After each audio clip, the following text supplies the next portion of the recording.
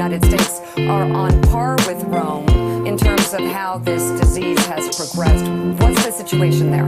We're all gonna die, but maybe not tonight. We're all gonna try not to go outside. We're all gonna die, and maybe that's alright. If now is our time, we've had a real good ride. So close your eyes and hold on. Close your eyes and say we're all gonna die, a little terrified. We're closing the blinds, our hands are sanitized.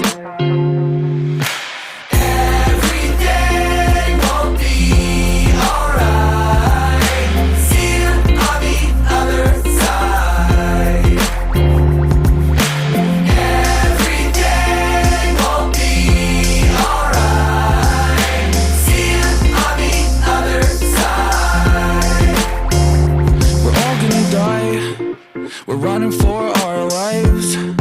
There's nowhere to hide. Our lungs and legs are tired. We're all gonna die and isolate inside. Been talking a while to me, myself, and I.